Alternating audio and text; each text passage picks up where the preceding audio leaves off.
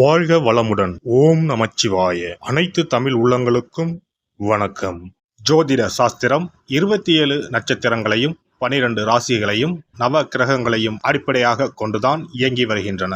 இதில் நவக்கிரகங்கள் ஒவ்வொன்றும் ஒவ்வொரு விதமான குணநலன்கள் கொண்டவை. நவ கிரகங்களில் குருவை அடுத்து 2வது சுப கிரகமாக திகழ்பவர் சுக்கிரன். தனகாரகன் குரு பகவான் பணத்தை தருகிறார் என்றால் அந்த பணத்தை சந்தோஷமான வழிகளில் செலவு செய்ய வைப்பவர் சுக்கிரன். ஒருவர் பணத்தை பற்றி கவலைப்படாமல் செலவு செய்கிறார் என்றால் அவர் சுக்கிரனின் ஆதிக்கத்தில் பிறந்தவர் என்பதை அவரின் ஜாதகத்தை பார்க்காமலே அறிந்து கொள்ளலாம். சுக்கிர பகவான் கலைகளுக்கு அதிபதி என்பதால் எழுத்து, இசை, பாடல், நடனம், நாடகம், பாட்டு, சினிமா ஆகியவற்றில் புகழ்பெற ஜாதகத்தில் சுக்கிரன் நல்ல நிலையில் இருக்க வேண்டும் என்பது அவசியம். சுக்கிர பகவான் ஜாதகத்தில் எந்த நிலையில் இருந்தாலும் ரிஷபம், துலாம், மிதுனம், கன்னி, மகரம் மற்றும் கும்பம் ஆகிய 6 ராசிக்காரர்களுக்கு துன்பத்தை விளைவிப்பதில்லை.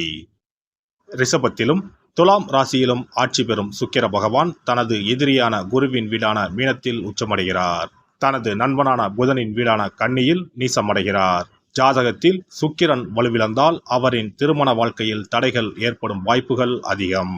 சுக்கிர பகவான் ஜூலை மாதம் 31ஆம் தேதி சிம்ம ராசிக்கு பயிற்சியாக போகிறார். காதல் கிரகமான சுக்கிர பகவான் நெருப்பு ராசியான சிம்மத்தில் புதனோடு கூட்டணி சேரப்போகிறார். ஜூலை மாதம் 31ஆம் தேதி இந்த சுக்கிர பயிற்சி நடைபெறுகிறது.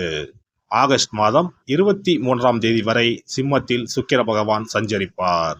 சுக்கிர பகவான் ஜூலை மாதம் இறுதியில் சிம்ம ராசியில் நுழைந்து புதனுடன் இணைய இருப்பதால் லட்சுமி நாராயண ராஜயோகம் உருவாகும். மேலும் ஆகஸ்ட் மாத மத்தியில் சூரியனும் சிம்ம ராசிக்கு வருவதால் சுக்கிராதித்ய ராஜயோகம் உருவாகும்.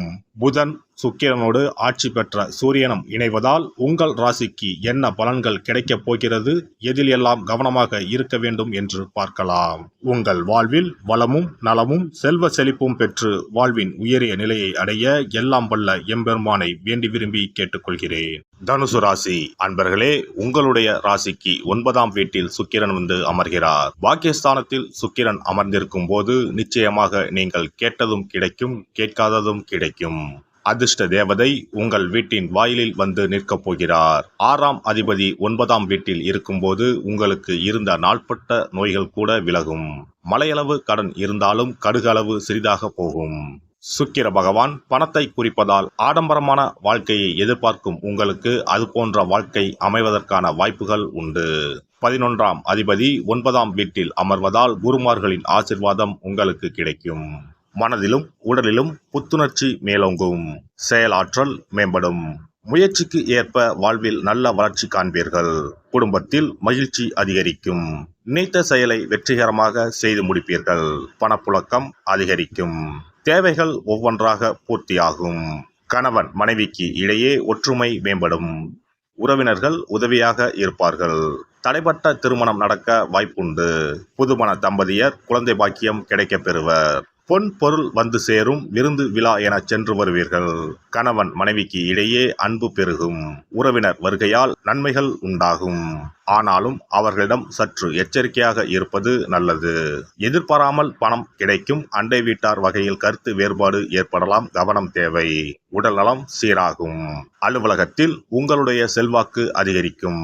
சக பணியாளர்கள் உங்களிடம் ஆலோசனை கேட்டு செயல்படுவார்கள். விரும்பிய இடமாற்றம் கிடைக்கும். அதிகாரிகள் ஆதரவு காட்டுவார்கள். எதிர்பார்த்த பதவி உயர்வு, ஊதிய உயர்வு கிடைக்கும். வியாபாரத்தில் விற்பனை வழக்கம் போலவே நடைபெறும். பணியாளர்களால் சில பிரச்சனைகள் ஏற்பட்டாலும் பாதிப்புகள் இருக்காது. சக வியாபாரிகள் அனுசரணையாக நடந்து கொள்வார்கள். பெண்களுக்கு கணவனின் அன்பும் ஆதரவும் கிடைக்கும். சிலருக்கு எதிர்பார்த்த சுப செய்திகள் வந்து சேரும். அலுவலகத்தில் வழக்கமான நிலையே காணப்படும். சுக்கிர பகவானின் அருளை பெற கும்பகோணம் அருகே இருக்கும் சுக்கிரனுக்கு உரிய ஸ்தலமான கஞ்சனூர் சென்று வழிபட்டால் சிறப்பான பலன்களை பெறலாம். சென்னையில் இருப்பவர்கள் மாங்காட்டில் இருக்கும் வெள்ளீஸ்வரர் கோவிலுக்கோ மயிலாப்பூரில் இருக்கும் வெள்ளீஸ்வரர் கோவிலுக்கோ சென்று வழிபட்டால் சிறப்பான பலன்களை பெறலாம். இனி சுக்கிர பகவானின் அருளை முழுமையாக பெற வெள்ளிக்கிழமையில் செய்ய வேண்டிய வழிபாடு என்ன என்பதனை பற்றி காண்போம். வெள்ளிக்கிழமை என்பது தெய்வ வழிபாட்டிற்கு உரிய நாளாகும்.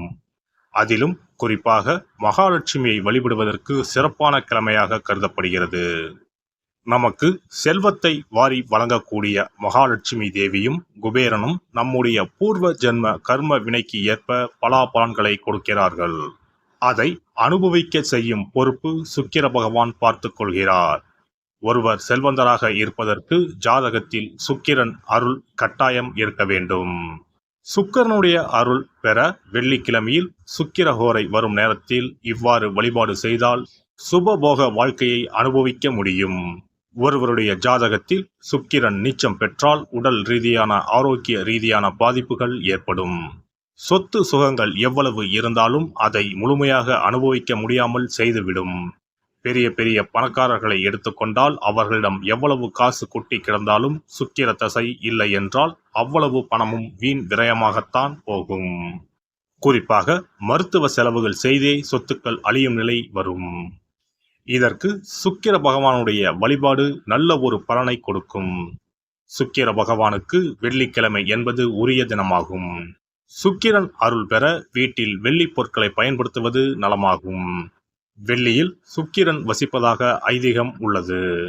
வெள்ளி பொருட்கள் கொண்டு பூஜை செய்தால் சகல சௌபாக்கியங்களும் உண்டாகும். சுக்கிர வழிபாடு செய்ய நினைப்பவர்கள் காலை 6 மணி முதல் 7 மணி வரையிலான காலம் சுக்கிரஹோரை ஆகும். அதனை தவறவிட்டால் மதியம் 1 மணி முதல் 2 மணி வரை சுக்கிரஹோரை நிகழ்கின்றது. அதையும் தவறவிட்டால் இரவு 8 மணி முதல் 9 மணி வரையிலான சுக்கிரஹோரை நேரத்தில் வழிபாடுகள் செய்து பயன்பெறலாம்.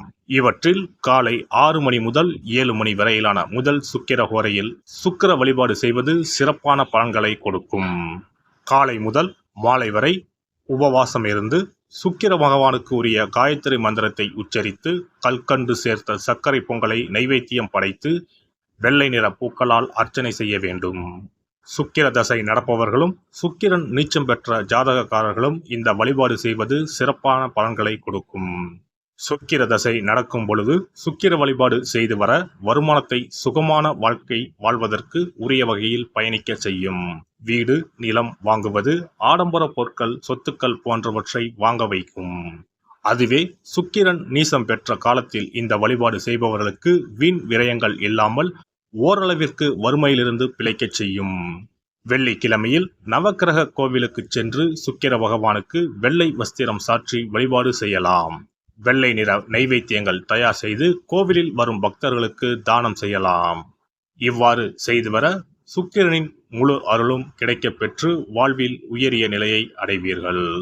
எல்லாம் வல்ல இறையருளால் நீங்களும் உங்கள் அன்பு குடும்பமும் உடல் நலம், நீலாயுள், நிறை செல்வம், உயர் புகழ், மெய்ஞானம் ஓங்கி வாழ்க வளமுடன். இந்த வீடியோ பதிவு உங்களுக்கு பிடித்திருந்தால் லைக் பண்ணுங்க, கமெண்ட் பண்ணுங்க, ஷேர் பண்ணுங்க, மறக்காம சப்ஸ்கிரைப் பண்ணுங்க, பக்கத்துல இருக்கிற பெல் பட்டனை கிளிக் பண்ணுங்க. நன்றி, வணக்கம். ஓம் நமச்சிவாய. சிவாய நம.